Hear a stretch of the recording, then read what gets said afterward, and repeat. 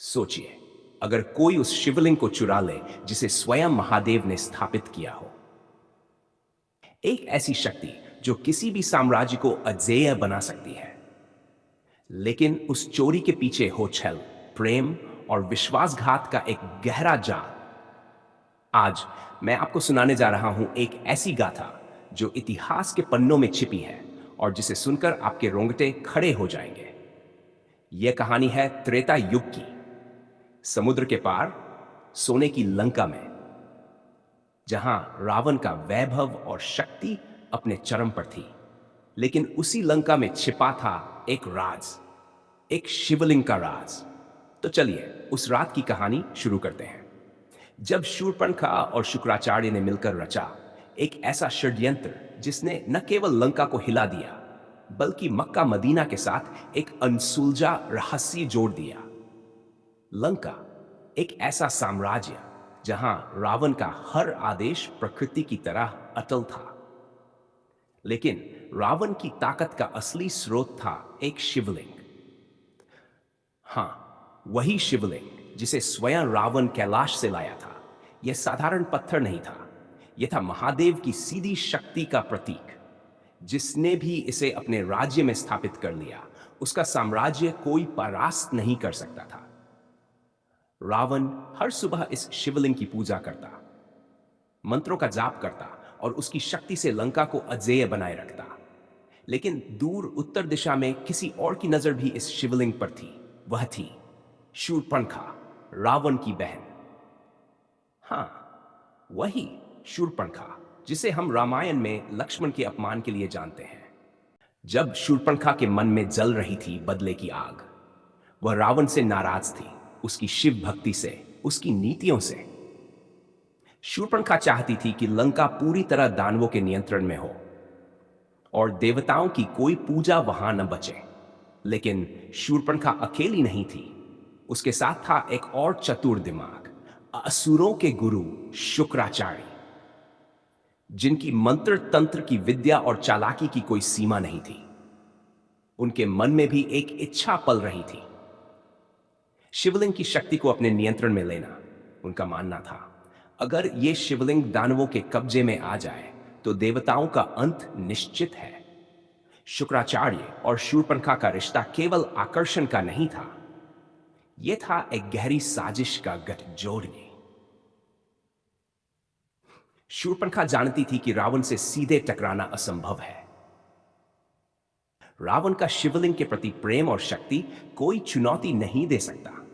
लेकिन शूर्पणखा ने सोचा, अगर शिवलिंग ही लंका से गायब हो जाए तो रावण की शक्ति भी चली जाएगी। उन्होंने कहा, शूर्पणखा, हमें रावण को उसकी सबसे कमजोर घड़ी में फंसाना होगा। हमें ऐसा मौका चाहिए जब रावण शिवलिंग को छोड़कर कहीं और व्यस्त हो। और फिर शुरू हुआ एक भयानक षड्यंत्र। शुक्राचार्य ने अपनी मायावी शक्तियों से एक महायज्ञ का आयोजन करवाया। इस यज्ञ में रावण को विशेष निमंत्रण भेजा गया। नियम था, रावण को बिना रुके पूरे अनुष्ठान में मंत्रोच्चार करना होगा। रावण राजी हो गया क्योंकि उसे लगा कि यह यज्ञ लंका की शक्ति को और बढ़ाएगा। जैसे ही रावण लंका से निकला, शूर्पणखा और शुक्राचार्य ने अपनी योजना को अंजाम देना शुरू कर दिया। उस रात जब चांद बादलों में छिपा था, शूर्पणखा अपने मायावी रूप में शिवलिंग के पास पहुंची। मंदिर में सन्नाटा था, पुजारी गहरी नींद में थे और रक्षक अपनी ड्यूटी पर तैनात था। लेकिन शुक्राचार्य ने अपने मंत्रों से सभी रक्षकों को गहरी निद्रा में डाल दिया। शूर्पणखा ने धीरे धीरे शिवलिंग की ओर कदम बढ़ाए और फिर शुरू हुआ वक्षण, जिसने प्रकृति को भी हिलाकर रख दिया। शूर्पणखा ने अपने मंत्र पढ़े, शुक्राचार्य ने अपनी तांत्रिक विद्या का प्रयोग किया।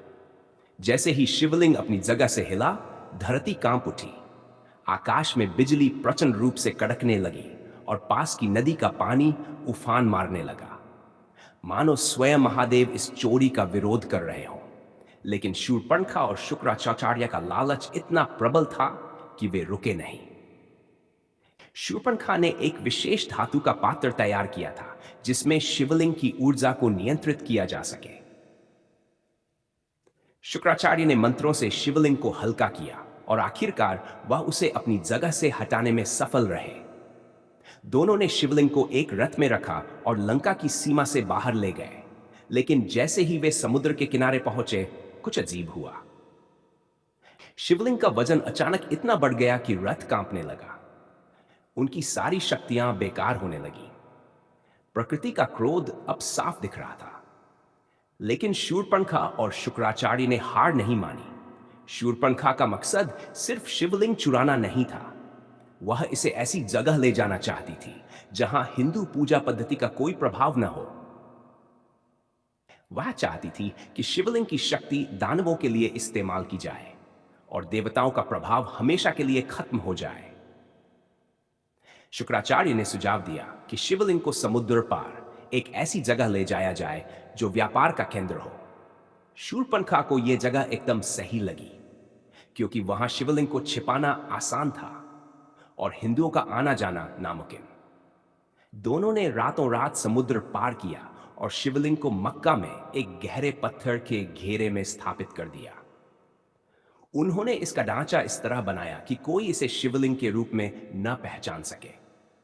समय के साथ उस स्थान पर लोग उस पत्थर को अपने धार्मिक रीति रिवाजों से पूजने लगे। लेकिन शूर्पणखा का असली मकसद क्या था? वह जानती थी कि शिवलिंग की शक्ति अनंत है। अगर इसे हिंदुओं से दूर रखा जाए तो उनकी आस्था कमजोर होगी और दानवों का प्रभाव बढ़ेगा। साथ ही वह रावण को यह दिखाना चाहती थी कि उसकी शिव भक्ति बेकार है। क्या वो सचमुच मक्का में है? क्या गंगाजल का अभिषेक उसकी शक्ति को जगा सकता है? और अगर ऐसा हुआ तो क्या पूरी दुनिया का धार्मिक और राजनीतिक इतिहास बदल जाएगा? सोचिए, क्या कोई इतनी हिम्मत करेगा? यह कहानी हमें सिखाती है कि शक्ति के साथ छेड़छाड़ का अंजाम कभी अच्छा नहीं होता। और महादेव की शक्ति, वो तो अनंत है, जिसे कोई चुरा सकता है, लेकिन उसका असली स्वरूप कभी नहीं बदल सकता। अगर आपको यह कहानी पसंद आई तो लाइक करें, कमेंट करें